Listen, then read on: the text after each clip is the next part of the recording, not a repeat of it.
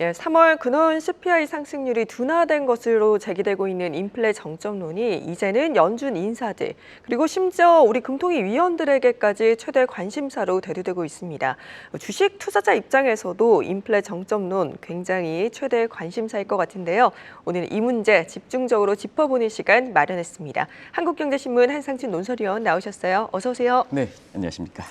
예, 요즘 보면 저희가 앞서서도 굉장히 이야기를 많이 했지만 한국과 미국을 중심으로 물가가 더 이상 오르지 않을 것이다, 뭐 더 오를 것이다 이런 논쟁 지속되고 있는 것 같습니다. 현재 상황은 좀 어떻습니까? 네, 우리 날씨도 이틀 전서부터 예. 굉장히 거세게 바람도 불고 굉장히 추워서 감기를 조심해야 되는데요. 저도 현지에 미국 현지에 연구가 있어서 현재 관련 사람들한테 물어보니까 미국의 보스턴이라든가 아까 신인기 특파원께서 뇌 문제로 인해서 방송이 굉장히 차질을 빚었지 않습니까? 그래서 미국도 뇌우라든가 해서 이상기온 날씨 때문에 아마 현지 연결이 좀 잘 이렇게 문제가 있었던 것 같습니다. 시청자 여러분한테 다시 한번 그런 이상기후 때문에 그렇다는 것을 좀 말씀을 드리고요. 오늘 사실 정치적인 측면보다도 뉴욕 외환시장에서 미스터 N, 미스터 남성 이 얘기가 굉장히 강하게 외쳤습니다. 왜냐하면 이 방송을 통해서 엔저 문제는 이렇게 쉽지 않은 문제다는 걸 말씀드렸는데요. 미국 시간으로 2시 48분, 우리 시간으로는 3시 48분에 그로타 라인 120원도 벗어나서 126엔대까지 진입할 무렵에 됐었습니다. 그래서 정확하게 125에 99엔까지, 125.99엔까지 이렇게 나오고 있습니다. 종가는 조금 떨어졌습니다.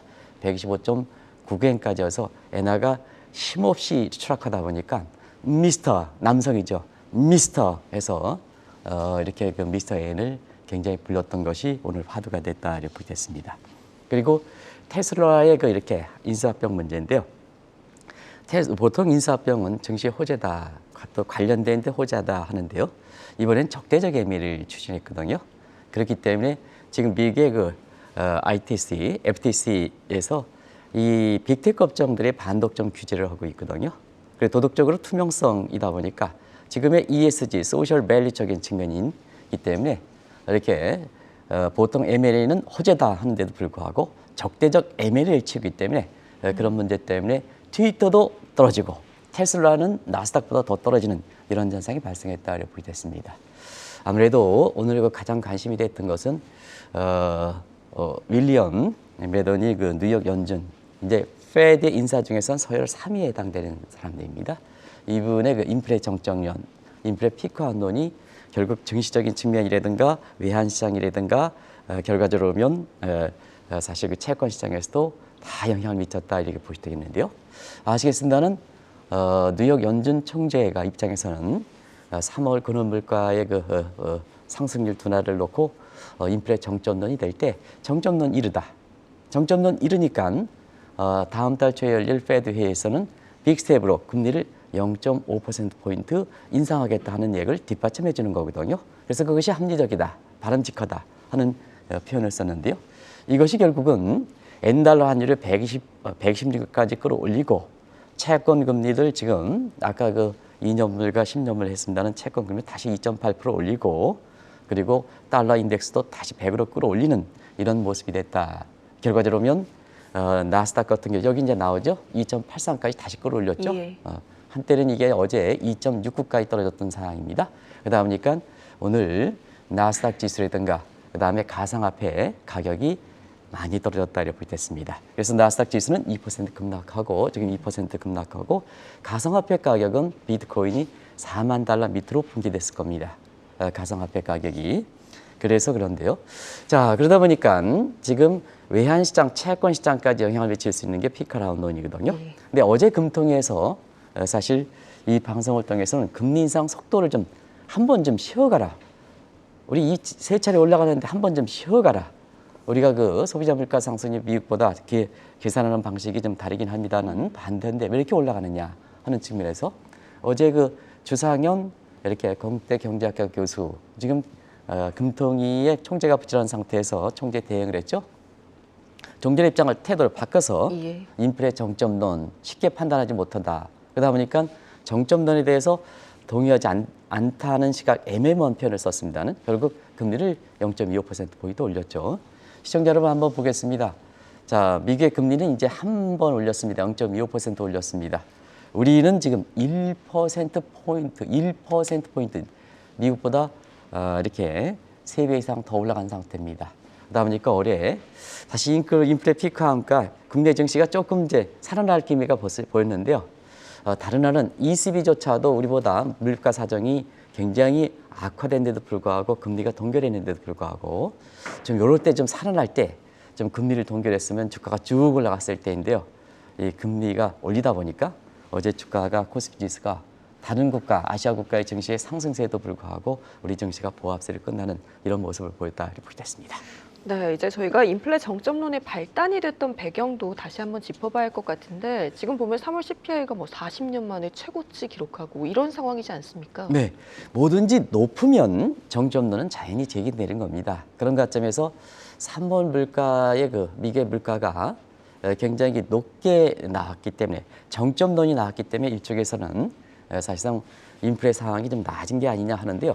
사실은 그렇지는 않습니다. 한번 보겠습니다. 우리가 이제 이 앵커께서 지적하신 것처럼 3월 CPI가 절대수로 사실 8.5% 나왔지 않습니까? 이거는 말씀대로 81년 이후에 12월 이후에 40년 만에 최고치해서 수준 자체는 하이퍼 인플레이션이고요. 그다음에 상승률은 CPI 같은 게 1.2%입니다. 2월 대비해서 이조차도 2015년 이후에 최고치다 이렇게 보겠습니다. 그래서 이런 절대 수준에 관한 상승률도 지금 가장 안 좋은 상태고요. 질적인 측면에서도 휘발유 가격이라든가 식료품 가격이라든가 미 국민 입장에서 경제 고통 지수에 직접적으로 영향을 미치는 이러한 질적으로 생활 물가 중심으로 올랐다 하는 측면이 결과적으로 바이든의 지지도를 끌어내렸던 배경이거든요. 또 한 가지는 뭐냐? 어제 발표했던 CPI에서 어제 발표했던 PPI 물가 상승률도 11.2% 해서 뭐 사상 최고치다 하는데 2차 올 쇼크의 최고치죠. 그런 상태에서 전체적으로는 3월의 물가 지표가 지금 끝난 상태에서 보면 전체적으로는 안 좋다.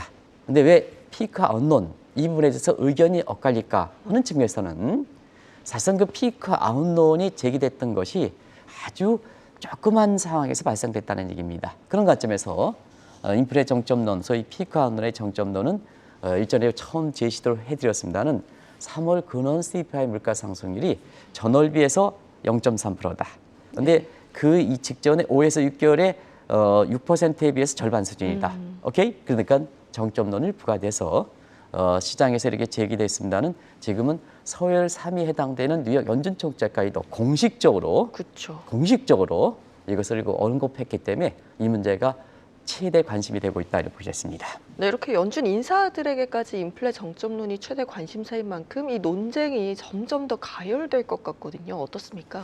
아무래도 이제 이런 인플레 문제에 대해서는 사실 월가뿐만 아니라 페드의 인사들조차도 논란이 되다 보니까 일부 사람이 방송을 해설하는 저뿐만 아니라 많은 사람이 내가 보기에는 이런 것은 좀 사실상 시장에서 혼란시킨다 이렇게 보겠습니다. 이럴 때일수록 세계적 석학들의 얘기를 한번 보는 것이 굉장히 중요하다 이렇게 보겠습니다. 가장 정통한 사람. 근데 인플레 논쟁은 이것이 피크 아웃론이든 인플레 성격이든 인플레 전망이든 올해 연초에 전미경제학회라고 했습니다. 예. 아마 전미경제학회 시청자 여러분 이 논의를 연초에도 한국경제TV를 통해서 굉장히 이 문제가 올해 증시라든가 미국의 페드의 통화정책이라든가 이런 측면에서 주목하실 필요가 있다는 것을 말씀드렸는데요. 그때의 자막을 그대로 가져왔습니다. 그때 논쟁 한번 보겠습니다. 자, 하버드의 로레이 서머스 교수 아주 유명하신 분이죠. 작년 5월 이후에 페드라든가 저 폴 크루만 교수가 지적했던 일시적 현상은 잘못됐다. 앞으로 지속 가능하다. 이런 쪽에 얘기했습니다. 반면에 크루만 교수는 작년에 그러니까 이제 작년 5월이요. 내가 지적했던 인플레 일시적 현상이라는 판단은 잘못됐다. 그러나 앞으로 인플레는 안정된다. 이렇게 얘기했거든요. 이게 인플레 가지고 논쟁입니다. 그러다 보니까 정책적으로 어떻게 인플레에 대처할 것이냐 이것도 이제 차이가 있는 거죠. 그 점도 같이 보여주시기 바랍니다. 자, 인플레 성격 지속 가능성에 논란이 있다 보니까 인플레에 대해서 지속 가능하다 했던 서머스 교수는 빨리 인플레 잡아야 되지 않느냐. 그러면 빨리 페드 입장에서 급진적인 출구 전략을 추진해야 되지 않느냐. 또 급격한 빅스의 금리 인상으로 빨리 대처해야 되지 않느냐 이런 쪽에 진단했는데요. 자, 크루만 교수는 작년에 진단했던 인플레 일시적 현상이 잘못됐지만 그래도 조만간 안정된다. 그러다 보니까 급진적 출구 전략은 필요 없다는 얘기죠. 완만하게 금리 인상을 추진해야 된다. 이런 쪽이죠. 그러면 이제 페드의 통화 정책을 간장하는 물가 안정을 중시하는 파월이라든가 페드 인사는 어떠냐? 오락가락했죠. 올해 3월 이전까지는 저 크루만 교수에서 인플레가 일시적이다. 사실상 금리 인상 그렇게 성급하게 가져갈 필요가 없다. 이렇게 하다가 3월 회의가 끝나고 나서 갑작스럽게 돌변했죠. 이런 상태거든요. 이런 상태에서 연초에 전미경제학회에서 논쟁이 됐던 제가 대표적으로 레이 서머스 하버드 교수, 폴 크루만 이전에 이렇게 프린스턴 교수에서 지금 뉴욕 시립대 교수로 옮겼습니다는 사실은 세계적 석학 간의 논쟁이 지금까지도 지속되면서 이것이 인플레 피크아웃론, 정점론까지 이렇게 연장되는 거다 이렇게 보이겠습니다. 네, 솔직히 뭐 인플레 정점론을 두고 논쟁이 일어나고는 있지만 솔직히 이 얘기는 1년 전여부터 계속 이어지던 이야기 아닐까요? 네, 작년에 그 5월 달에 1년 전이죠. 4월 소비자 물가가 2%에서 4%로 갑자기 올랐거든요. 2% 인플레 타겟팅인데요. 갑작스럽게 한 달 만에 그것도 2배 이상 4%대이기 때문에 인플레 쇼크다 해서 인플레 그 성격에 대해서 굉장히 논쟁이 일었다는 것은 알고 있을 겁니다.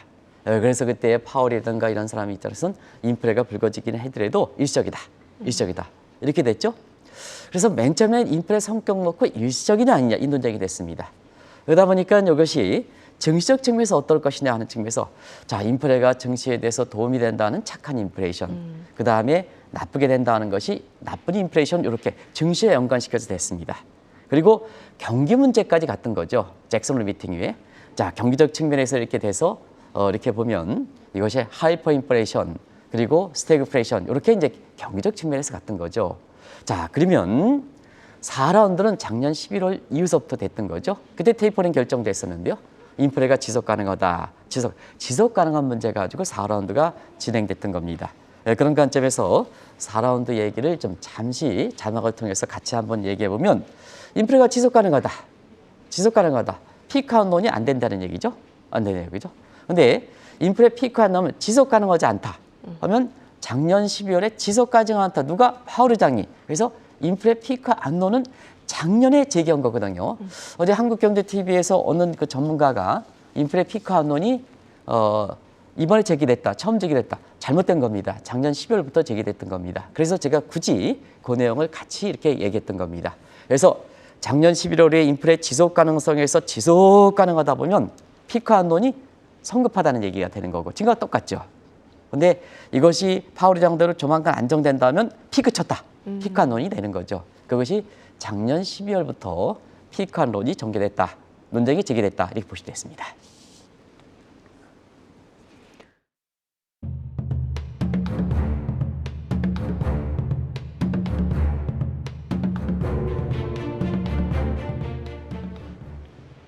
네, 지금 앞서서 설명해 주신 것처럼 뭐 인플레 정점론 이 논쟁이 작년 12월에 1라운드를 거쳐서 이번에 이제 2라운드다 이렇게 볼 수 있을 것 같은데 파월과 연준 인사들의 태도가 문제다 이런 시각이 또 나오더라고요. 네, 1차 피크아웃론이 전개됐던 데는요. 파월과 페드 인사들이 주도가 됐습니다. 피크아웃론을 그분들이 주장했습니다. 1차 때.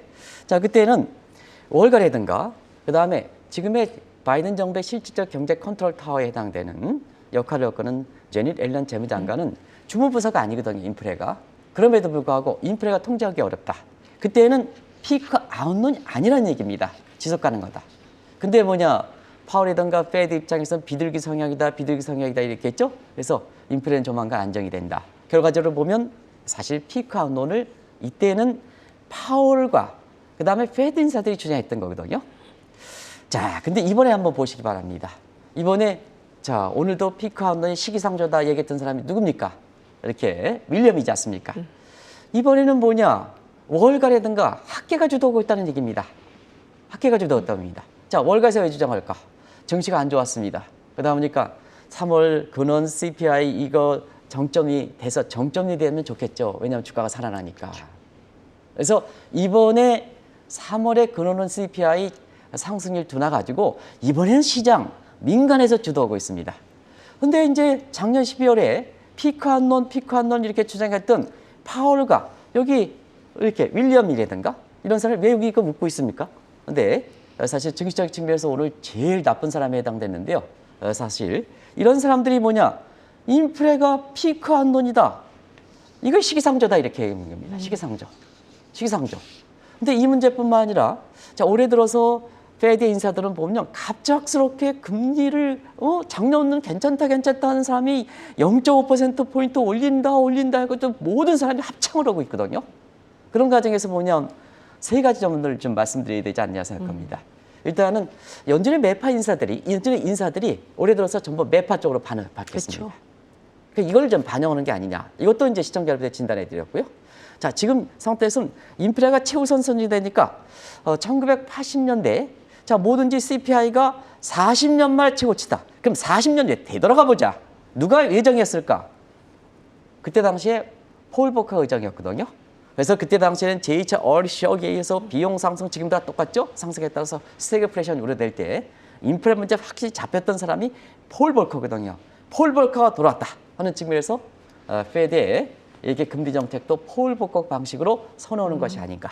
그리고 여기에 바이든이 자 지금 우크라이나 전쟁 때 경제 제재 잘했다 하는데 지도는 잘 떨어지거든요. 왜 떨어질까? 지금은 밖에 문제보다도 우리 국민이 죽겠는데요. 지금 저렇게 앞서 말씀드린 생활물가 올라가지고 경제 고통지수는 증가하니까 당신 뭐 하는 거냐 도대체. 우리 국민부터 살아야 되는데 국방부 지출해서 저기 가면 되겠느냐 하는 입장이거든요. 지도 떨어지거든요.